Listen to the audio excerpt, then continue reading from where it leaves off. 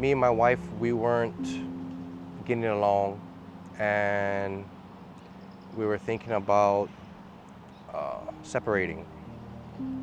And of course, I turned back to what I know best, is getting loaded and kind of making like everything's okay. I was in full swing already. It was almost like on relief. But at least I know my kids was gonna be safe. Upon finding out, it was like I could use more and go out and do my thing.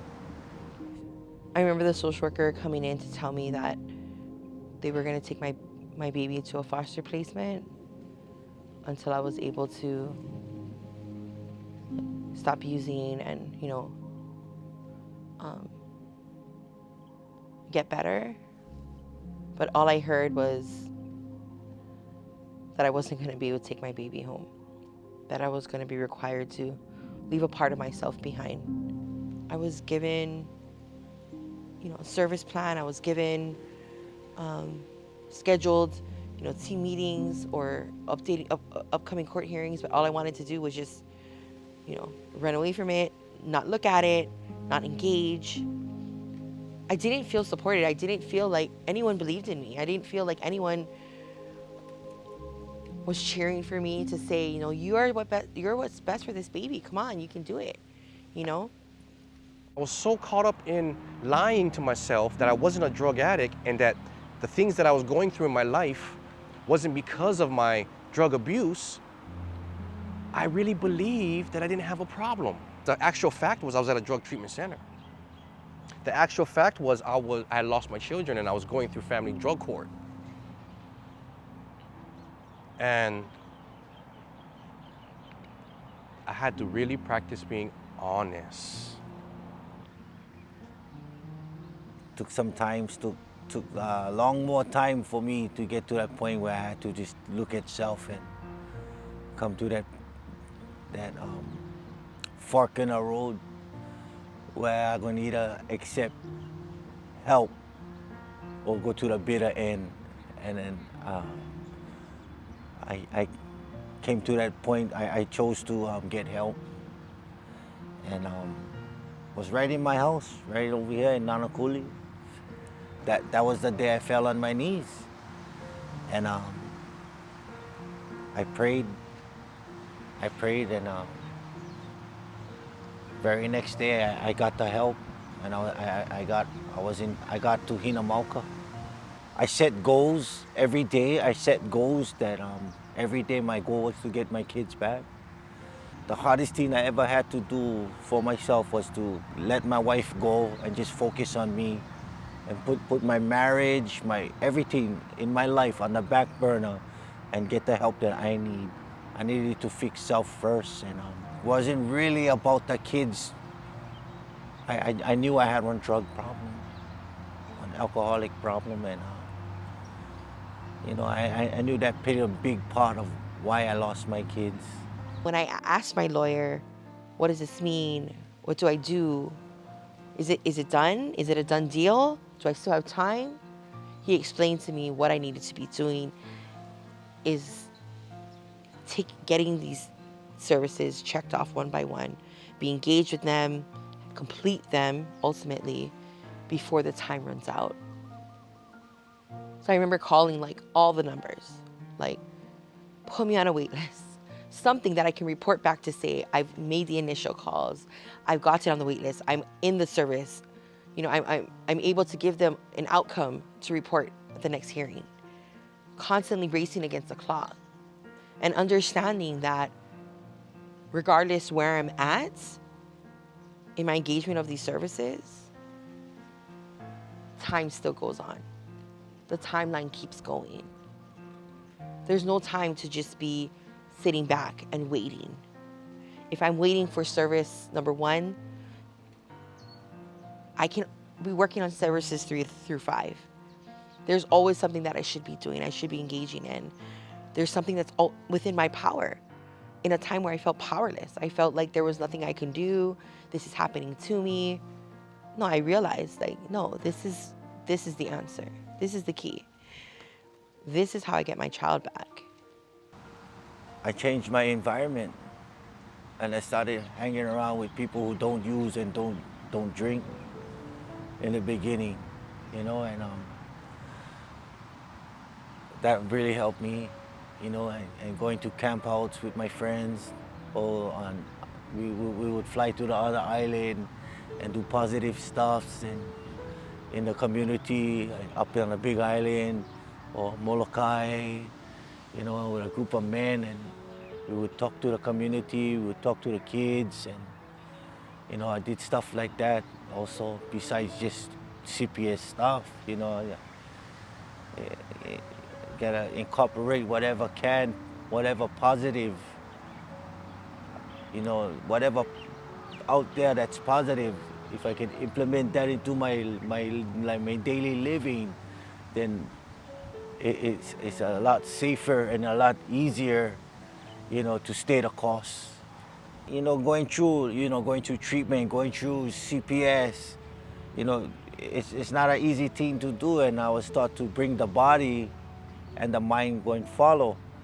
And that means, for me, just keep putting one foot in front of the other.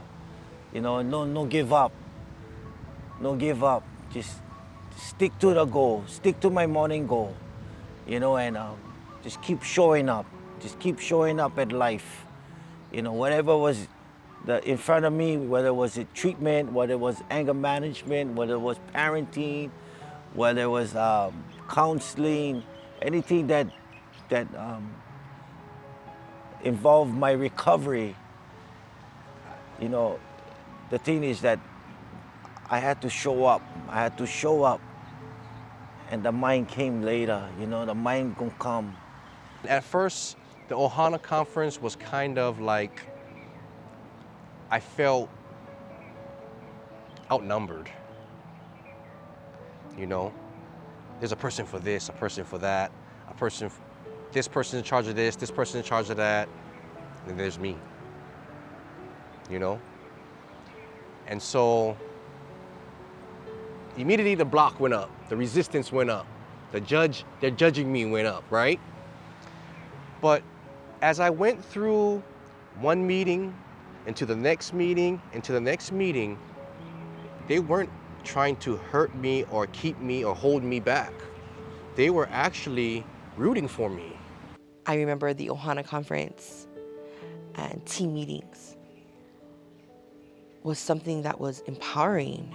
You're able to ask them, like, can I get more visits? Or voice concerns of what might be happening. Or can I know what my child's routine is? Like, you're able to get updates about knowing in real time what's going on with your child, what's being expected of you. Hey, this provider is saying that they need a referral from the social worker. Are you able to do that? We're all at the table to be able to answer to this. It might seem like a long time in the beginning, like, oh, forever, but,